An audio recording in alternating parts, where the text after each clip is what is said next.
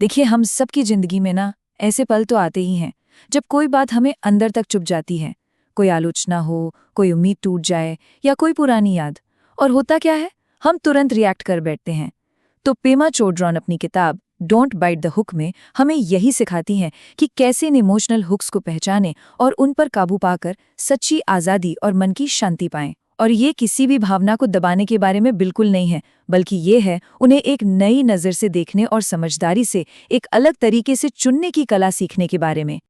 इस सफर में हम इन 6 जरूरी पड़ावों से गुजरेंगे जो हमें धीरे धीरे इमोशनल फ्रीडम की ओर ले जाएंगे। तो चलिए इस गहरी समझ की यात्रा को शुरू करते हैं। ठीक है, तो चलिए अपनी यात्रा के पहले और सबसे जरूरी कदम से शुरू करते हैं। समझते हैं कि आखिर हमारी भावनाएं हमें कैसे अपने जाल में फंसा लेती हैं। किताब की शुरुआत ही एक बहुत ही गहरे सवाल से होती है, जिस पर एक पल रुककर सोचना बहुत जरूरी है। जरा सोचिए, क्या होगा अगर हम उस लालच में, उस प्रलोभन में न आए? तो अब जब हमने नींव रख दी है, तो चलिए इस हुक के रहस्य को थोड़ा और खोलते हैं। आखिर ये है क्या जो हमें इतना परेशान कर देता है? असल में ये जो हुक है ना, ये हमारे इमोशनल ट्रिगर है। तिब्बती भाषा में इसके लिए एक बहुत ही अच्छा शब्द है, शेनपा। ये वो अंदरूनी खिंचाव या एक अजीब सी बेचैनी है जो हमें तब महसूस होती है जब हमारे अहंकार, हमारी पहचान या हमारी उम्मीदों पर कोई चोट लगती है। सोचकर देखिए, जब कोई ट्रैफिक में आपकी गाड़ी के आगे से कट मारता है और आपको एकदम से गुस्सा आ जाता है, बस वही जो खिंचाव है ना, वही शेनपा है। और ये शेनपा ना हमें 3 चीजें करने पर मजबूर करता है। या तो हम हमला करते हैं, या एकदम चुप हो जाते हैं, या फिर उस सिचुएशन से भाग जाना चाहते हैं। समझने वाली बात यह है कि हमें दुख उस घटना से नहीं होता, बल्कि हमारी इज्जत से होता है कि चीजें तो ऐसी ही होनी चाहिए थी। शेनपा को बस पहचान लेना, यही हमारी आदतों को बदलने और एक ज्यादा शांत जीवन जीने की तरफ पहला कदम है। इस एक बात को बहुत ध्यान से समझिए। हुक हमारी आदत बन चुकी एक प्रतिक्रिया है। असली आजादी उसे न काटने में ही है। तो चोडरॉन हमें सिखाती हैं कि जब भी हम वो हुक महसूस करें, तो बस एक पल के लिए रुकें और खुद से ये सवाल पूछें। पहला, इस पल में मैं असल में क्या महसूस कर रहा हूँ?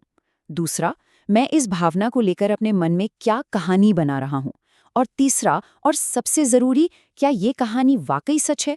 यकीन मानिए, बस यही जागरूकता हमारी आदतों की पकड़ को ढीला करना शुरू कर देती है।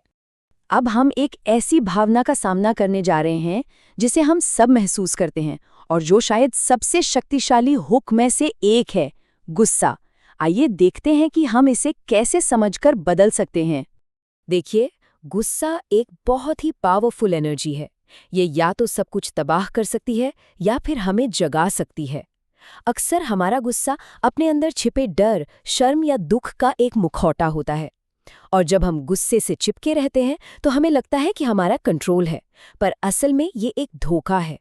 चोडरॉन कहती हैं कि गुस्से से छुटकारा पाने की कोशिश मत करो, बल्कि थोड़ी जिज्ञासा के साथ उसका सामना करो और देखो कि उसके नीचे क्या छिपा है। बस यही इमोशनल बदलाव की शुरुआत है। तो सवाल ये उठता है कि इन तेज भावनाओं से डील कैसे किया जाए। तो चलिए अब कुछ प्रैक्टिकल समाधानों पर नजर डालते हैं जो हमें धैर्य और स्वीकृति सिखाते हैं। धैर्य का मतलब ये बिल्कुल नहीं है कि हम चुपचाप सब कुछ सहते रहें। इसका असली मतलब है वर्तमान पल के साथ पूरी तरह से जुड़ना, भले ही वो कितना भी अनकंफर्टेबल क्यों न हो। ये एक एक्टिव गुण है, पैसिव नहीं। चोडरॉन धैर्य की तुलना एक पहाड़ से करती हैं। सोचिए, जो हर तूफान में स्थिर और अपनी जगह पर खड़ा रहता है। वहीं समता का मतलब है मन की वो विशालता, वो खुलापन जो सुख और दुख दोनों को बिना किसी से चिपके या नफरत किए अपने अंदर जगा दे सकता है। ये गुण जबरदस्ती से नहीं आते, बल्कि जागरूकता के अभ्यास से धीरे धीरे विकसित होते हैं। और हाँ, स्वीकृति का मतलब हार मान लेना नहीं है। स्वीकृति का मतलब है कि हम अपनी हकीकत का सामना करने के लिए तैयार हैं, चाहे वो कितनी भी मुश्किल क्यों ना हो। ये बिना किसी विरोध या जजमेंट के चीजों को ठीक वैसे ही देखने का साहस है जैसी वे हैं। जाने देने का मतलब परवाह करना छोड़ना नहीं होता। इसका मतलब है किसी चीज या नतीजे से चिपकना छोड़ना। और जैसे ही हम अपने दर्द को स्वीकार कर लेते हैं, तो हम उसके बारे में वो मनगढ़ंत कहानियां बनाना बंद कर देते हैं और अपनी जागरूकता की मौजूदगी से उसे भरना शुरू कर देते हैं। चलिए अब थ्योरी से थोड़ा प्रैक्टिकल की तरफ आते हैं। कुछ ऐसे असरदार टूल्स पर नज़र डालते हैं जिन्हें हम आज से ही अपनी जिंदगी में अपनाना शुरू कर सकते हैं। पहला है विराम अभ्यास। जैसे ही महसूस हो कि आप हुक हो रहे हैं, बस एक पल के लिए रुक जाइए, एक गहरी सांस लीजिए और उस भावना को सिर्फ देखिए। दूसरा है टोंगलिन ध्यान। ये एक बहुत शक्तिशाली अभ्यास है जिसमें हम दूसरों के दुख को सांस के साथ अंदर लेते हैं और अपने मन की शांति और करुणा को सांस के साथ बाहर भेजते हैं। तीसरा, शेनपा को लेबल करना। बस अपने मन में कहिए, अच्छा ये शेनपा है। सिर्फ नाम देने भर से ही उस भावना और आपके बीच एक स्पेस बन जाता है। और चौथा है कहानी छोड़ो। अपने मन की कहानी से ध्यान हटाकर अपने शरीर पर लाइए। महसूस कीजिए कि ये भावना शारीरिक रूप से फिजिकली कैसी महसूस हो रही है। और अब हम आते हैं उस भावना पर जो इन सभी टीचिंग्स को एक साथ बांधती है और इस पूरी यात्रा का सार है, करुणा यानी कंपैशन। देखिए, चोदरोन की शिक्षा का दिल है करुणा, और ये सिर्फ दूसरों के लिए नहीं बल्कि सबसे पहले खुद के लिए। सच तो ये है कि हम बार बार हुक होंगे, लेकिन हर बार जब हम इसे नोटिस करते हैं, रुकते हैं और खुद के प्रति थोड़ी नरमी चुनते हैं, तो हम जागृति का एक बीज बोते हैं। करुणा हमें बिना शर्मिंदा हुए अपनी आदतों को साफ साफ देखने में मदद करती है। और अंत में सबसे बड़ी सीख ये है, असली आज़ादी दुनिया को कंट्रोल करने की कोशिश में नहीं मिलती, ये मिलती है दुनिया के साथ अपने रिश्ते को बदलने में।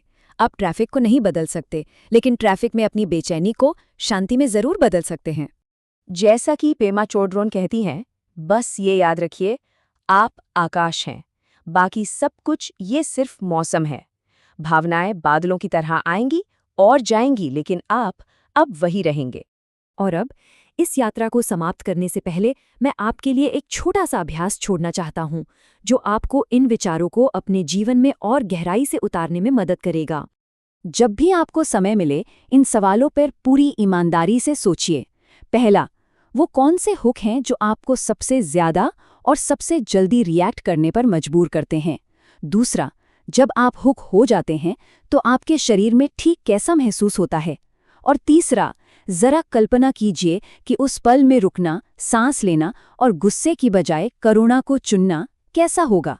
अपना समय लीजिए और इन पर गहराई से सोचिए।